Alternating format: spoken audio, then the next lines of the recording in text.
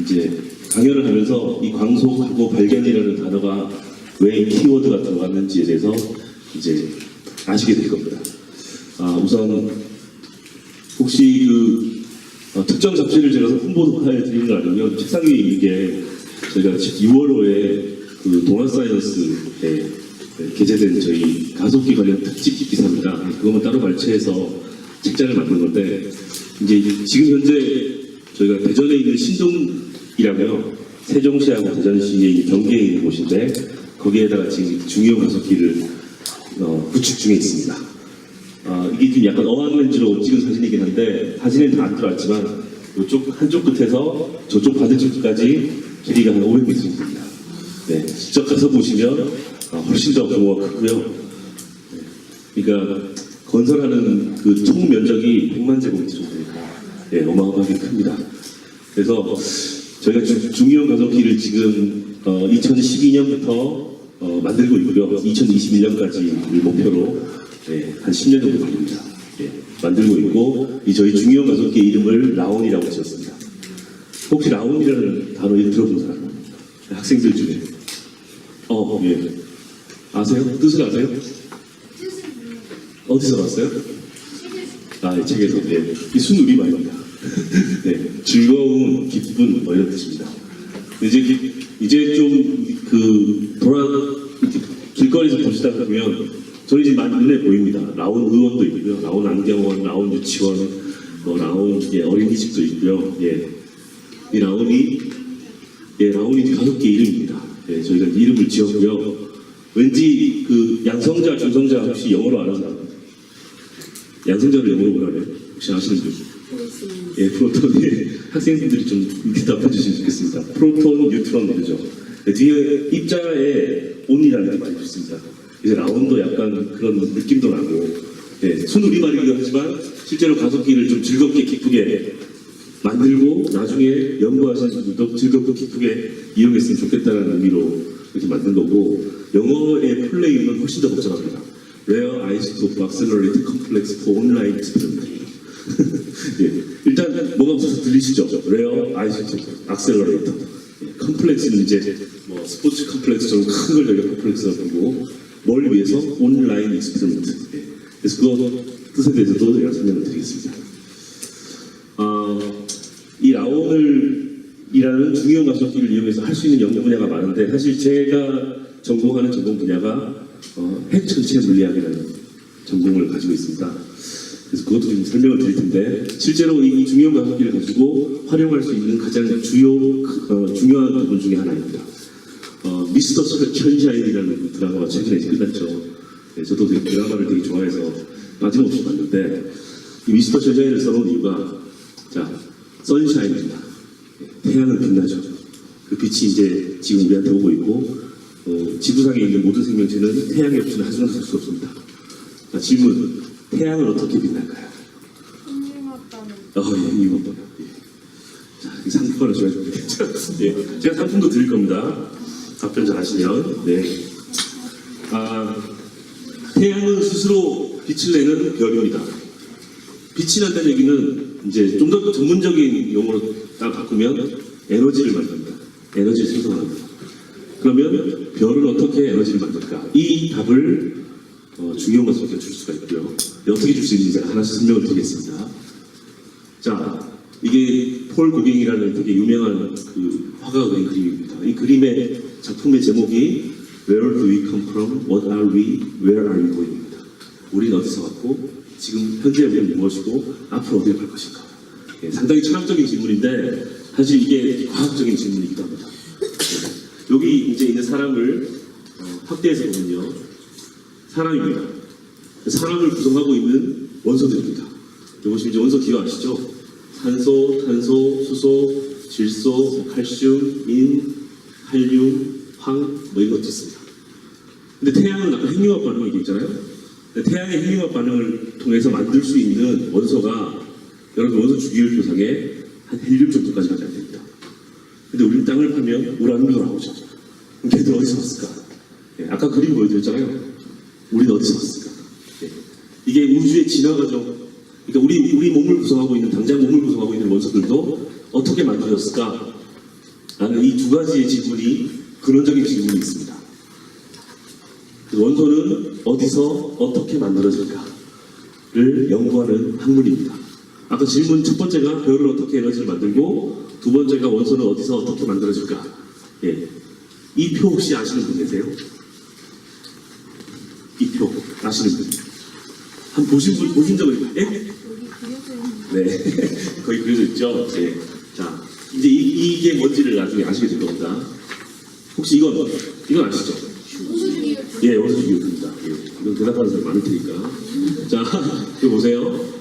수, 해, 리, 배, 동탄, 질사, 백로로 내가 많이 배우잖아요. 예, 여기 계신 학부모님들도 예전에 중학교 때 배우실 때 아마 외웠던 기억이 있으실 겁니다. 자, 우리가 수소는 원자번호 1번, 2번, 3번, 4번 각각 고유의 이름을 붙여놨습니다. 그렇죠? 예, 이 화학적인 성질에 따라서 저희가 1종, 2종, 3종 막 이렇게 분류해놨어요. 이거 원소들입니다. 지금 현재 지구상에는 118번까지 원소들이 이름이 지어져 있습니다. 여기 보시면 113번 특히 주목해서 보시면 이게 최근에 이제 재작년인가요? 원소 번호가 명명이 됐습니다. 이게 명명되기 쉽지가 않습니다. 옛날에는 만들기가 쉬웠는데 요즘은 이제 위로 올라갈수록 이 원소 번호가 커질수록 만들기 어려워요. 그래서 이 113번을 발견해가지고 명명하는데 한 10년이 걸렸습니다. 여기 보면 NH라고 적혀 있죠. 이 NH가 뭔지 아나요? 어떻게 읽는지. 예. 예. 이것도 상 드릴게요. 자, 어떠세요? 자, 나중에 설명드리겠지만 리오니움은 일본입니다. 네, 일본이 이 113번 원소를 발견한 후에 명명권을 받아가지고 본인들 이름을 붙였습니다. 예, 그 이후에 저마늄, 아메리슘, 프란슘 이런 것들처럼 자기네 가국명을 붙였어요. 리오늄이 놀라지 마세요. 이게 아시아에서는 처음입니다. 예, 일본이 그렇게 노벨상도 많이 받고 있지만 일본, 중국, 한국 통틀어서 자국의 이름을 원소 기호에 붙인 게 이게 처음입니다. 예. 그래서 사실은 그만큼 이 기초과학 분야의 많은 연구의 성과들은 주로 미국, 그다음에 유럽 이쪽에 많이 편중이 돼 있었고요. 실제로 미국 같은 경우나 아니면 유럽 같은 경우는 거기 도시 이름, 과학자 이름까지 다 붙여놨습니다. 예. 그만큼 이 상징적인 의미가 있잖아요. 여기 한번 붙여놓으면 이 지구가 멸망할 때까지 계속 이 원소 기호를 갑니다. 그렇죠? 자, 이게 원소 주기율표입니다. 자, 그럼 다시 돌아가겠습니다. 아까 그 표입니다. 예. 그러니까 여기서는 원자의 성질에 따라서 화학적인 성질에 따라서 우리가 원자 번호를 매기고요. 원자 번호는 전자의 개수하고 똑같습니다. 예. 중성일 때 전자의 개수. 이거는 이제 헥토표라고 부릅니다. 영어로 뉴클레어 차트라고 부르고요. 여기 보시면 양성자의 개수하고 중성자의 개수입니다. 이 두 개를 2차원의 지도로 그려놓은 게 이제 헥토표라고 부르고요. 여기 보시면 아까 제가 말씀드렸듯이 양성자의 개수, 그러니까 전기력 중성이면 원자가 전자의 개수하고 양성자의 개수가 같죠. 그래서 양성자의 개수가 이 수직축입니다. 보시면 수, 해, 리, 배, 동탄에서 여기 10번이 네온입니다. 그렇죠? 원소 주기율표상에 번호가 쭉 따라서 있고요. 거기에 중성자의 개수를 더하면 얘가 이제 질량수가 됩니다. 보시다시피 X라는 핵이 있으면 양성자의 개수가 G라고 부르고요. 중성자의 개수 N이라고 부르는데 이 두 개를 더하면 질량수 A가 됩니다. 자, 간단합니다. 헬륨은 수, 해, 리가 원자번호 2번이잖아요. 그 원자번호 2번이니까 얘는 화학적인 성질은 이거에서 결정이 됩니다. 거기에 중성자가 2개면 2 더하기 2니까 핵은 4개가 있습니다. 그래서 헬륨4라고 부르고, 그러니까 일명 알파 입자라고 부릅니다. 근데 헬륨은 2번이지만 중성자의 개수가 다른 것도 있습니다. 예를 들면 중성자의 개수가 3이면요 헬륨5가 되고요. 중성자의 개수가 4개면 헬륨6가 됩니다. 이런 것들을 우리가 헬륨의 동위원소라고 부릅니다. 예를 들면 수소도 수소, 중수소, 삼중수소 이렇게 있거든요. 그러니까 다양하게 헬륨이 이어서 원소는 이걸로 딱 결정이 되지만 중성자의 개수에 따라서 다양한 종류의 동위원소들이 존재한다는 겁니다. 그것들을 표로 나타낸 게 이 오른쪽 위에 있는 이 표입니다. 자, 이거를 연구하는 게 이제 제가 하는 분야고요. 대학은 이제 제가 핵에 대해서 설명드린 겁니다. 간단하게, 정말 간단하게 핵이라는 거에 대해서 설명을 드린 거고, 자, 그 다음 제가 핵 천체 물리학 전공이니까 이 천체에 대해서 말씀드리겠습니다. 왔다 갔다 좀 하는 해석이 헷갈릴 수 있는데, 이게 별의 일생입니다. 별이 처음에 성간 물질들이 있으면 얘들이 막 중력적으로 뭉쳐져가지고 별이 되고요, 성물이 되고 계속 큽니다. 커가지고 주계열성, 적색거성 크다가 얘가 터지기도 하고 이렇게 초고성이 되면 초인성 폭발 같은 걸로 뻥 하고 터지기도 하고 그냥 연료를 다 쓰고 피식 하고 식어버리기도 합니다. 그럼 그렇게 되면 어떤 애들은 블랙홀이 되기도 하고 중성자별이 되기도 하고 그냥 아주 정말 왜소한 외성이 되기도 합니다. 백색외성. 이런 식으로 다시 우주상에 퍼지면 또 성간물질이 돼가지고 다시 또 일생을 살아갑니다.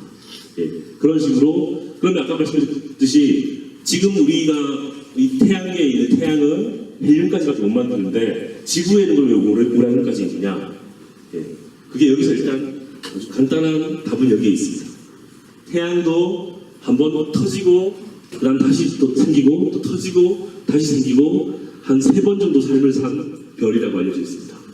그러니까 지구도 펑 터져가지고 막 뭉쳐가지고 어떤 거는 태양이 되는데 우리 고렇게 조그마한 지구가 되는 거죠. 쉽게 말하면 태양은 우리의 부모님은 아니고요, 우리의 이제 형이라고 부를 수 있을 것 같고요. 그래서 이러한 별의 일생상에서 그러면 아까 말씀드린 에너지하고 그 다음에 원소가 어떻게 만들어졌는지 우리 따지기 위해서 새로운 학문이 태어났습니다. 자, 핵이 뉴클레어고요, 우주, 별입니다. 에스트로, 그 다음 물리, 피직스, 이 세 개를 합쳐가지고 뉴클레어 에스트로 피직스, 우리말로는 핵천체 물리학이라고 합니다. 예. 그래서 저는 원래 핵물리 전공인데 핵물리가 왜 이 별이라는 이 천체 현상에 대해서 어떤 역할을 하는지를 연구하는 학문을 물리학적으로 공부를 했습니다. 네, 그래서 핵천체 물리학이고요. 이게 가장 아까 말씀하신 내일 핵융합도 이제 하시니까 아실 텐데 이게 태양입니다. 1967년에 이 독일의 한스 베데란 분이 노벨상을 받았는데 뭐냐면 태양에서 일어나는 핵융합 반응을 이론적으로 이제 해석을 했습니다. 이 ፒ피체인이라고 부르는데요. 수소 4개가 모여서 결론적으로 수소 4개가 모이고요. 얘가 헬륨 하나를 만들어냈는데 거기서 보시다시피 복잡하긴 하지만 간단하게 에너지 돼 있죠. 그러니까 이렇게 4개가 수소 4개가 만나가지고 알짜로는 이런 과정을 거쳐가지고 헬륨 1개를 만들어냈는데 그때 만들어내고 에너지가 남습니다. 그 에너지가 이렇게 이글이글 타는 태양을 만드는 겁니다. 그게 핵융합 반응입니다. 인공 태양을 만들기 위해서 여기 이제 이터나 케이스타 같은 데서 지금 이런 핵융합 반응을 인위적으로 만들려고 하는 노력을 하고 있는 건데요. 자, 그러면 태양은 그걸로 끝이냐? 아닙니다. 태양이 수소라는 헬륨을 태웁니다. 난로예요, 난로. 수소를 우리가 석탄을 넣듯이 수소가 막 이제 태양 안에 많습니다. 그럼 수소를 막 태워가지고 헬륨을 만들고요. 이게 어느 정도 다 타가지고 수소가 다 타면 이제 헬륨이라는 또 연료를 많이 쓰는 겁니다.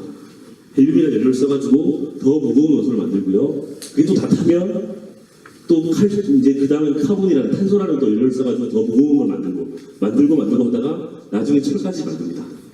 그럼 갈수록 더 뜨거워집니다. 태양은 더 뜨거워지면 사실은 태양이 앞으로 수십억 년 더 살 거라고 하지만 지금보다 조금만 더 뜨거워지면 이 지구는 더 뜨거워서 못 삽니다. 이제 생명체들이. 그렇죠? 우리 지구가 태양에서 아주 절묘한 위치를 차지하고 있는 겁니다. 네. 그래서 이러한 우리가 이제 버링이라고 그러는데 계속 태우는 거예요. 연료를. 네, 이런 게 있고요. 자, 그래서 이게 좀 보시면 사실은 좀 영어 논문이긴 하지만 상당히 오래된 논문입니다. 그 원소의 기원을 그러면 아까 여기 보시다시피 우리 원소 주기율표에서 수해, 리베, 동탄, 질산 막 쭉 가잖아요. 네? 그래서 이제 철까지 가는 건데 자, 이렇게 보면 어떻게 만들어진 걸까? 별에서 원소가 계속 무거운 놈들이 만들어진 거예요. 그러면 이 원소의 기원은 어딘가? 이 원소 자체를 연구하는 학문은 핵물리지만 이 기원은 별에서 찾는 겁니다. 여기 보시면 The Origin of Chemical Element라고 되어 있죠. 화학적인 원소의 기원은 무엇이냐? 여기 조지 가모프라는 되게 유명한 그 구소련의 물리학자가 있습니다. 이미 돌아가셨지만 아까 제가 말씀드렸던 한스 베데라는 분이 여기 있죠. 그 다음에 앙페르라는 분이 있습니다. 이 가모프하고 앙페르랑 이 두 분이 이 논문을 썼는데 이 논문이 뭔가 자기들 생각했을 때는 이 과학사적으로 엄청 중요한 논문인 거예요. 그래서 좀 장난을 쳤습니다. 이 한스 베데라는 분은 별로 이 논문에 기여한 바가 없는데 이름을 넣었어요. 넣고 차례대로 이렇게 썼어요. 보시면 A, B, G가 있죠. 그래서 알파, 베타, 감마 논문이라고 이름을 지었습니다. 예. 약간 낭만적인, 요즘 같은 큰일 났죠. 예. 논문에 기여 안 했는데 논문 넣었다가 난리 납니다. 예. 근데 예전에는 이런 것들이 좀 낭만적으로 했던 것 같고요. 그래서 이분들이 이제 아까 원소 주기표상에 있던 원소들이 우주의 환경에서, 별의 환경에서 어떻게 생성될 수 있을지를 계산해 본 겁니다. 네, 그래서 이게 원소의 기호를 찾는 첫 번째 논문이고요. 그 다음에 별에서의 이런 원소의 합성에 대해서 보시면 버비지, 파울러, 보일이라는 분들이 논문을 썼습니다. 그래서 이 전체 핵물리 학적으로는 이게 B 같은 두 분이고요. 이 둘은 부부입니다. B2FH라는 논문으로 아주 유명한 논문이고요. 이 공로로 이 파울러라는 분이 84년에 노벨상을 받았습니다. 그러니까 자 이제 실마리를 찾아가는 겁니다. 원소가 별에서 만들어졌다는 게 이제 어느 정도 확정이 된 거예요. 그럼 그 다음부터는 얘를 실제로 실험적으로 찾는 노력들을 이제 하기 시작한 겁니다. 보시면 이분이 칼 세이건이라고 코스모스라는 되게 유명한 책이 있죠. 예. 물리학 하는 사람들은 이거 책 양장본으로 사가지고 안 읽어도 예, 책꽂이에다 하나씩 꽂아줍니다. 저도 한 2권 있는데요. 예, 이분이 대중 물리학자 되게 유명한 분입니다. 이분이 이렇게 말을 했습니다. We are made of stars. 그러니까 우리는 어디서 왔는가? 그에 대한 답입니다. 우리는 별의 잔해가 만들어낸 산물이다. 예, 별이 폭발하면 거기서 나온 잔해들이 모여서 생명체가 되는 겁니다. 자, 이게 초신성이라는 건데 실제로 초신성을 통해서 거의 모든 원소들이 철보다 무거운 원소들이 만들어졌다라고 알려져 있습니다. 여기 보시면 옛날에 관측을 한 거예요. 우리 은하에서는 곧 터질 것 같은데 아직 안 터지고 있습니다. 만약에 우리 은하에서 터지면 지금 밤하늘의 별을 보면 하늘을 보면 사실 목성 같은 게 되게 밝습니다. 그렇죠? 근데 이 초신성이 터지면 그 어떤 별보다도 밝습니다.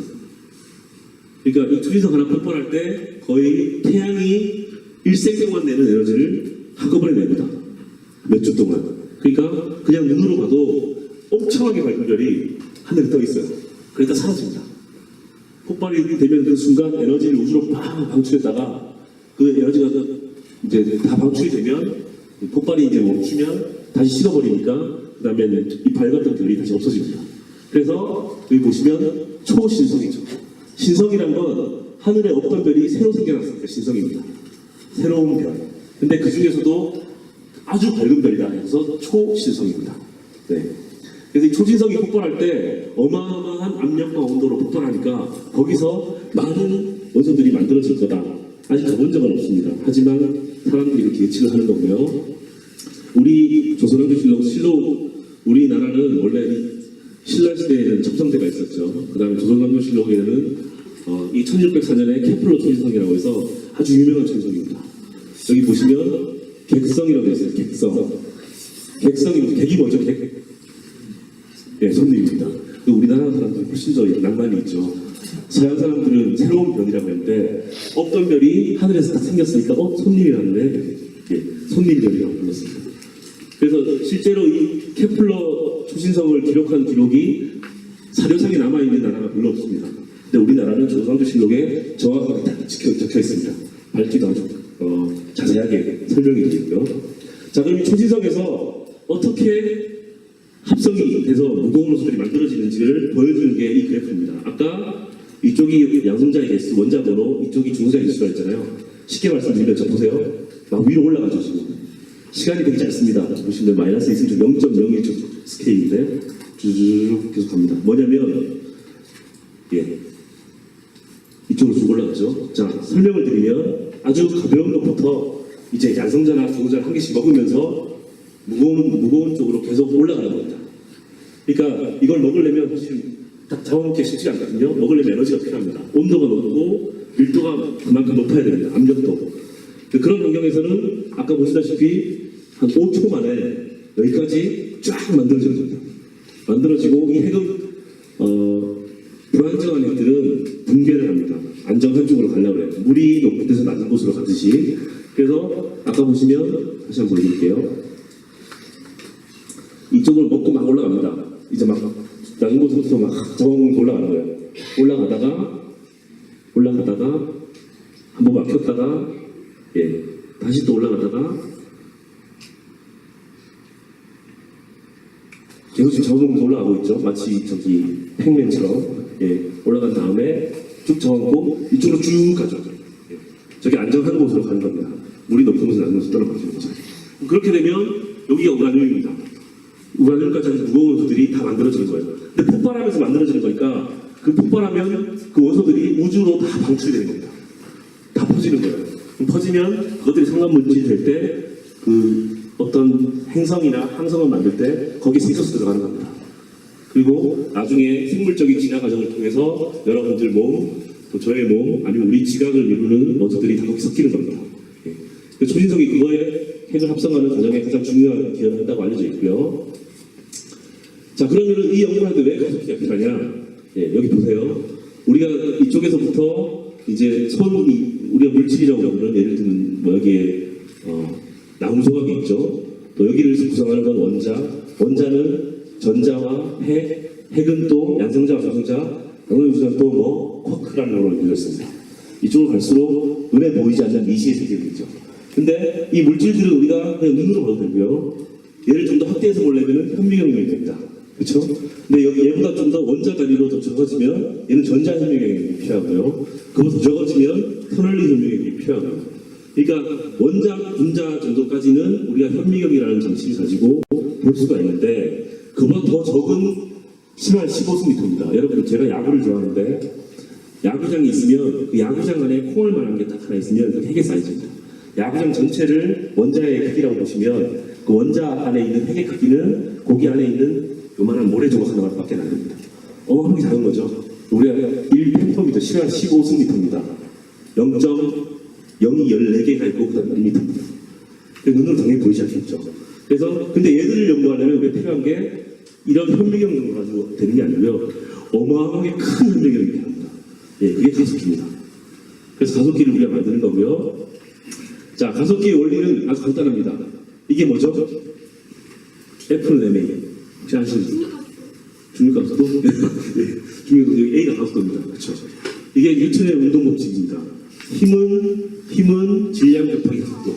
이걸 우리가 과학적으로 풀어내기하면 질량이 있는 물체에다가 여러분 힘을 가하면 가속도 운동을 합니다. 가속도 운동이 뭐죠? 시간에 따라서 속도가 변하는 운동입니다. 그렇죠? 속도가 더 빨라지는 거죠. 우리가 자동차의 악셀러레이터. 우리 악셀레터라고 부르죠. 악셀레터. 악셀러레이터를 누르면 꾹 누르면 속도가 붙죠. 그럼 가속도 운동을 하는 겁니다. 또는 브레이크를 밟아도 속도가 줄어드니까 얘도 가속도 운동입니다. 그렇죠? 자, 똑같이 우리가 어떤 눈에 보이지 않는 핵이라는 아주 조그마한 놈에다가 힘을 가하면 가속도 운동을 합니다. 그래서 우리가 어떤 입자를 또는 원소를 힘을 가해서 가속도 운동을 시키는 이 장치를 우리가 가속기라고 합니다. 여러분, 가속기가 일상생활에서 가장 일반적인 잘 알려진 가속기가 지금은 없습니다. 여러분, 지금 이제 집에 있는 TV가 다 평면 TV니까 여기 부모님들 아시겠지만 옛날에 브라운관이라고 있습니다. 캐소드 레이 튜브라고 CRT 모니터라고 부르는데 그 뒤쪽에 있는 게 가속기입니다. 전자총이 있고요. 전자라는 걸 총을 쏴가지고 쫙 쏜 다음에 얘를 전기적인 신호에 따라서 이쪽으로 뿌립니다. 여기 브라운관 안쪽에 형광물질이 달려있거든요. 그러면 와서 때리는 그 신호하고 위치에 따라서 빛이 납니다. 그걸 여러분들이 눈으로 보는 게 화면입니다. 이게 가장 간단한 가속기입니다. 자, 그러면 우리가 만드는 중요한 가속기 뭐냐? 중이 무거울 줄입니다. 이온은 여러분 음이온 여기 많이 들어보셨죠? 왜 이온이 필요할까요? 우리가 가속을 시키려면 전기적인 힘을 이용할 겁니다. 왜 이온이 필요할까요? 전기적인 힘을 어떤 놈한테 가해가지고 걔를 가속을 시키려면 힘을 걔한테 주려면 얘도 전기적인 성질을 띠고 있어야죠. 그래서 이온이어야 됩니다. 중성인 입자들은 우리가 가속할 수가 없습니다. 그래서 무거운 이온들을 가속하는 장치가 중이온이고요. 중이온 가속기고요. 우리나라에 들어볼 수 있겠지만 포항에는 방사능 가속기라는 게 있습니다. 얘는 가속하는 입자가 전자입니다. 경주에 있는 양자 가속기는 가속하는 입자가 양성자입니다. 그 다음에 최근에 이 입자 가속기를 가지고 암치료를 쓰거든요. 예, 여러분들 앞으로 쓰실 일이 없어야겠지만 중입자 가속기라는 게 저기 부산에 있는 기장, 그 다음에 서울에 있는 연세의료원에 지금 곧 들어올 겁니다. 앞으로 몇 년 안에 이 중입자를 가지고 가속을 해가지고 암을 치료하는 겁니다. 이 중입자 가지고 특성이 있거든요. 근데 그 중에 특히 얘는 탄소라는 걸 가속해가지고 치료하는 겁니다. 네, 이런 것들이 있고요. 근데 그에 반해서 지금 우리가 만들고 있는 중이온 가속기는 아까 원소 주기율 설명에서 보여드렸던 많은 원소들 있죠. 기본적으로 그 모든 이온들을 다 가속할 수가 있습니다. 우라늄도. 우라늄이 원자번호가 238번입니다. 핵이 238개가 있다는 얘기군요.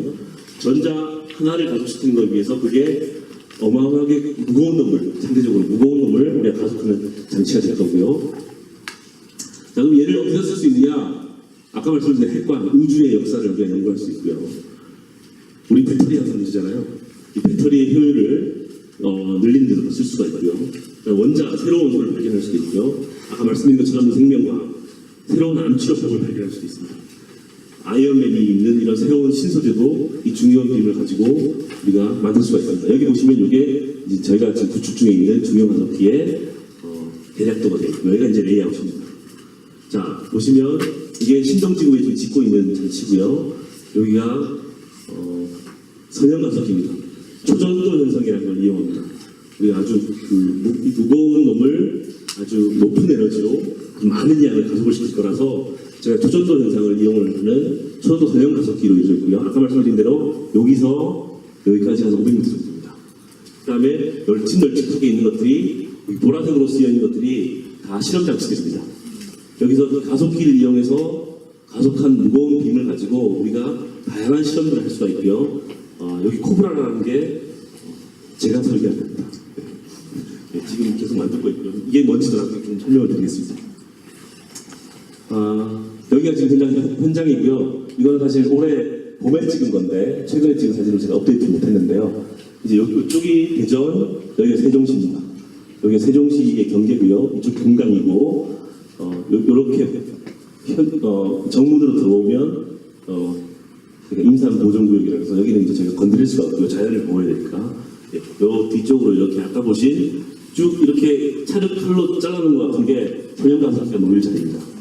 지금 상당히 많이 지었고요. 내년 내후년이면 이제 여기다가 장치들 설치해가지고 2021년까지 진행이 될 겁니다. 자, 그러면 아까 잠깐 설명 안 했지만 지구상에 존재하는 안정원소 중에 가장 무거운 우라늄이라는 것을 저희가 빛의 속도에 한 50%까지 가속할 수가 있습니다.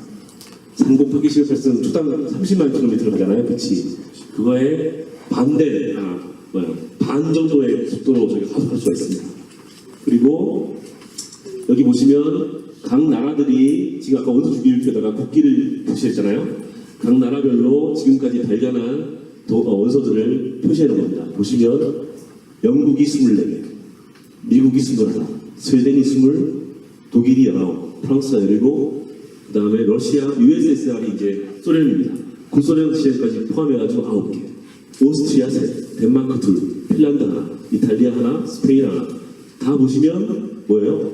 다 유럽 아닌 미국입니다. 그쵸?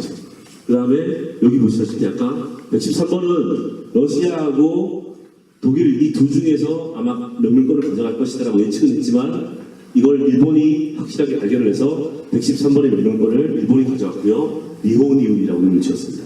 이게 그 연구를 하신 분인데 모리타 고스케라고 저도 잘 압니다. 이분은 이제 113번 발견한 다음에 지금 아주 환하게 웃고 있는 모습입니다. 되게 만들기 어렵습니다. 왜냐면 이분이 이 가속기를 가지고 실험을 한 3년을 했어요. 근데 113번 원소를 딱 하나 발견했습니다. 하나. 그 다음에 한 5년이 지난 다음에 또 하나 발견했어요. 두 개를 발견해가지고 이거 발견했다고 리포트를 했더니 논문을 냈더니 이걸로는 불충분하다. 이벤트는 너무 부족하다. 라고 해가지고 한 5년을 더 하셔가지고 한 3개를 더 발견했습니다. 그래서 결국에 논문을 받아가지고 원래는 자기 이름을 붙이고 싶었다더라고요. 모리타니안 뭐 이렇게. 예. 근데 이 워낙 상징적인 의미가 커가지고 일본에서 정부에서 그러지 말고 설득을 했답니다. 그러지 말고 우리 이름 우리나라 이름 붙이자. 예. 그래서 자포늄으로 할지 리오늄으로 할지 이제 한참 밀당을 하다가 리오늄이라고 결정이 됐고요. 이게 이 리오늄을 발견하기 위해서 실험을 한 것이고요. 제가 박사학위 논문 실험을 여기 했습니다. 근데 이제 이게 동경에서 가깝습니다. RIBF라는 시설이고요. 여기는 다 사이클로트론으로 만들었습니다. 사이클로트론이 원형 가속기인데 사실은 여기도 좀 비하인드 스토리가 있긴 합니다. 예, 일단 좀 생략할게요. 이게 아까 말씀드린 중이온 빔을 가지고 실험할 수 있는 다양한 장치들입니다. 전 세계에 퍼져 있는 장치들 제가 막 대표님 같은 걸 리스트를 해본 건데 저도 이제 이런 거 장치를 가지고 실험을 하는 연구자고요. 특히 감마스피어라는 거 하나 보여드릴게요. 재미로. 자, 이게 무슨 영화인지 아는 헐크가 있죠? 어벤져스. 예, 어벤져스라는 헐크가 하는 겁니다. 예. 헐크가 이 감마스피어라는 거를 헐크가 왜 헐크가 된지 아시는 분? 예, 감마선에서 맞습니다. 예. 감마선을 맞아가지고 헐크가 됐거든요. 이게 감마선을 가지고 연구하는 장치입니다. 이게 미국에 있는 알곤 국민연구소라는 곳에 있는데 실제로 영화에서 이제 거기 가서 찍었고요. 이 감마스피어라는 걸 딱 뜯어가지고 막 집어던져요. 방해물한테. 예. 이게 아까 보여드렸던 이 감마스피어라는 건데 실제로요. 여기 보시면 하나하나가 다 나눠져 있잖아요. 요 하나하나가 한 5억 정도입니다. 5억 원. 예. 이 실물은 못 던지겠죠, 당연히. 예. 그래서 모형으로 만들어서 던졌고 이게 미국에 가시면 유니버설 스튜디오에 전시가 되어 있습니다. 모형이. 나중에 혹시 가실 기회가 되시면 한번 봐주시면 좋을 것 같고요. 이게 이제 제가 디자인한 코브라라는 겁니다. 코리아 프로덕트 리콜스 되게 어려운데 아까 말씀드린 그 원소를 어떻게 만드는지 그거를 연구하기 위해서 주요한 핵 반응들을 여기서 연구를 할 수가 있습니다. 그래서 사실은 우리나라에 이런 중요한 가속기 시설이 생긴 게 처음이고요. 그 다음에 이런 시험 장치를 만든 것도 처음이니까 사실은 보통은 이 세계적인 그러니까 세계에 있는 연구자들이 다 와서 연구를 하는 거니까 보통 이 나라 이름은 잘 붙이지 않습니다. 예. 근데 이 코리아라는 이름을 붙여가지고 코브라라는 이름을 지었고요. 지금 만들어서 여기다가 설치를 할 예정이고 이제 실험은 2021년부터 이제 실험을 하게 될 겁니다. 여기 되게 어렵게 써놨지만 이걸 가지고 할 수 있는 연구들이 이렇게 많습니다. 예. 아까 말씀드린 되게 어렵게 써놨지만 초리석 폭발에서 일어나는 원소 생성 과정을 제어할 수가 있고요. 또 이런 것 중성장전에서 충분하는 원소 생성 과정을 연구할 수가 있고요. 다양한 연구를 할 수 있도록 지금 현재 설계를 해서 진행 중에 있습니다. 마무리를 짓기 위해서 사실은 제가 이 아인슈타인을 당연히 아인슈타인이 워낙 유명한 분이니까 혹시 에딩턴이라는 걸 아시는 분? 에딩턴 들어봤어요? 네. 이게 BBC에서 만든 드라마인데 나중에 꼭 한번 보세요. 아인슈타인과 에딩턴이라는 건데 이 아인슈타인이 여기 두 분이서 만난 겁니다. 상대성 이론이라는 거를 발표를 했잖아요. 근데 특수상대성 이론까지는 모르는데 일반상대성 이론을 발표했더니 사실은 아무도 이해를 못하는 거예요. 사실 그게 별로 의미가 없고 내가 이해 못하면 이건 별로 의미 없는 그런 학문이다라는 거 이제 폄하하는 분도 계시니까 이 에딩턴이라는 분은 영국에 있었어요. 당시에 세계대전 중이었으니까 이분이 있던 독일과 이분이 있던 영국은 적대적인 관계에 있습니다. 근데 에딩턴이라는 분이 영국 왕립과학회를 딱 설득을 해가지고 이 일반 상대성 이론을 저 아프리카까지 가가지고 관측을 해서 증명을 했습니다. 실제로 아주 무거운 질량이 높은 별이 있는데 그 별을 통과해서 온 빛이 휘더라 라는 걸 관측을 해서 이 아인슈타인의 이론을 실험적으로 관측으로 입증을 했습니다. 그래서 나중에 이 전쟁이 다 끝난 다음에 에딩턴이 아인슈타인을 초대해가지고 두 분이서 딱 이제 첫 만남을 하는 거죠. 그전에는 막 이제 깃털로 된 그걸 막 이제 마늘필로 써가지고 친애하는 에딩턴 막 서로 이렇게 낭만 있게 교류를 하다가 그러니까 되게 유명한 이 두 분의 일화가 있고요. 이분이 이제 실제 에딩턴의 모습인데 이분이 이렇게 얘기했습니다. 우리 이 우주는 우리가 상상했던 것보다 더 이상하다, 스트레인지 할 뿐만 아니고 우리가 상상할 수 있는 것보다도 훨씬 더 이상하다, 스트레인지하다. 제가 번역을 잘 하는지 모르겠는데 아무튼 이게 말하는 거는 여러분들이 이 우주라는 곳이 광활하고요. 아직 우리는 이 우주에 대해서 모르는 게 너무 많습니다. 이 중요한 가족이가 그걸 이용할 수 있는데 한 단초를 들고 가겠지만 여러분도 이 전체를 관측할 수도 있고요. 그 다음에 전체에서 일어나는 현상을 이론적으로 연구할 수도 있고요. 또는 저처럼 거기서 일어나는 현상들을 실험적으로 실험할 수도 있습니다. 다양한 연구 분야들이 있으니까 여러분 관심을 가지고 하시면 좋겠다라는 말씀 드리는 거고요. 사실 이 중요한 가속기는 저희가 만들면 앞으로 한 50년 이상은 쓸 겁니다. 계속 업그레이드하고 또 고치고 유지보수해가지고 계속 쓸 거고요. 실제로 이게 본격적으로 이용을 하려면 앞으로 한 10년 정도가 더 걸릴 예정입니다. 여기 지금 한 10대 분들이 계시면 이제 대학에 가시고 대학원에 가시고 박사학위도 받으시고 그렇게 되면 물론 저도 여기서 계속 연구를 하겠지만 제 바람은 이제 여기는 저희가 운동장이라고 합니다. 기초과학을 하시는 분들을 위한 운동장이고요. 우리가 이제 필드를 만들어 놓으면 여기 플레이어들이 있어잖아요. 여러분들이 여기 플레이어가 되셔서 한 10년, 20년 뒤에 이곳에서 다시 또 만날 기회가 있으면 좋겠습니다. 네, 이상 발표를 마치겠습니다.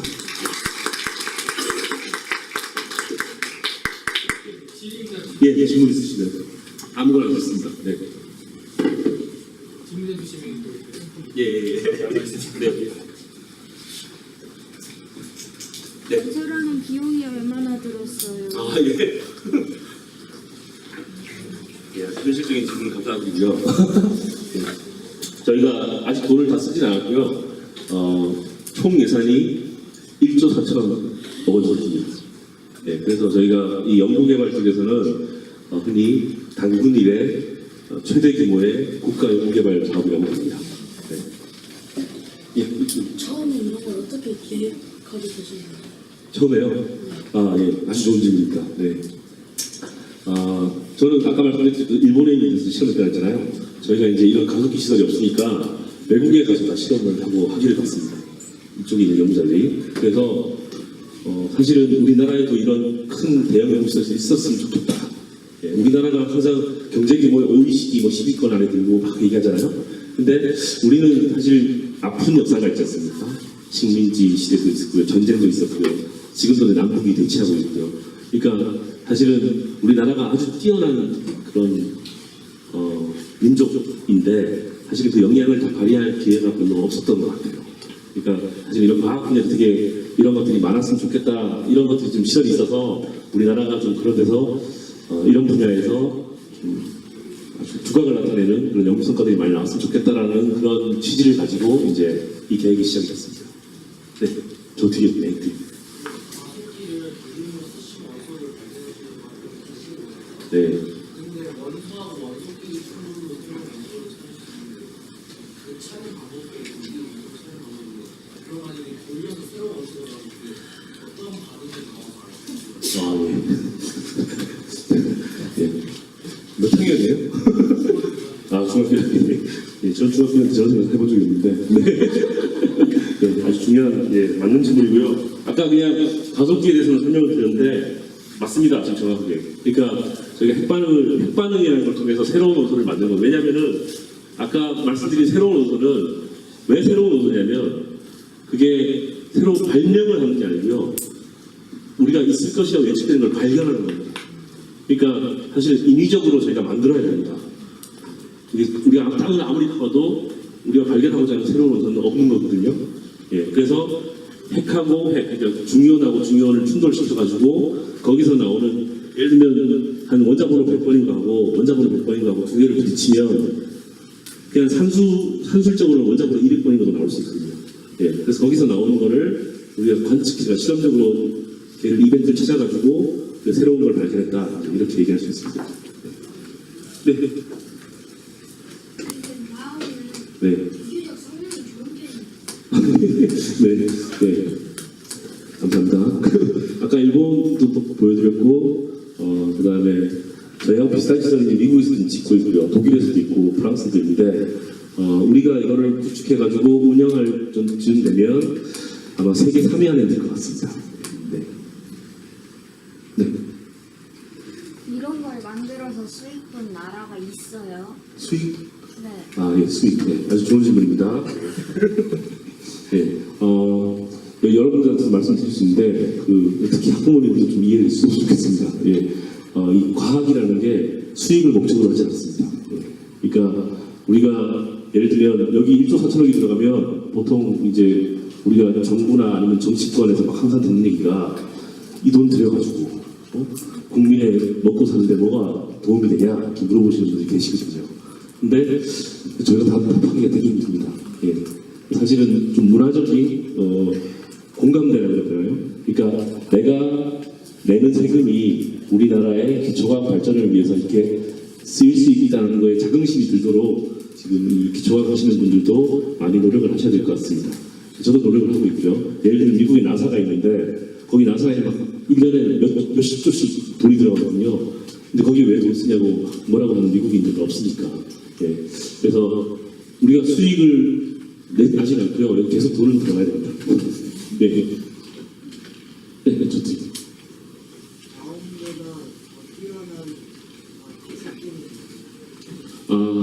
나온보다 더 뛰어난 가속기. 그러니까 아까 잠깐 말씀드렸지만 이 가속기는 사실은 수단입니다.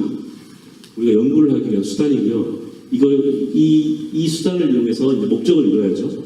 그러니까 수단을 우리가 평가할 때 중요한 거는 우리가 이용하는 사람들이 원하는 힘을 얼마나 줄 수 있느냐를 가지고 이제 판단을 하거든요. 예, 그런 측면에서 봤을 때는 우리 나온 정도면 아까 말씀드린 대로 세계에서 가장 최고 성능의 가속기입니다. 가장 좋은. 네. 지금 이런 가속기에는 어떤 한계점이 있나요? 어떤 한계점이요? 예. 기술적인 한계가 있죠.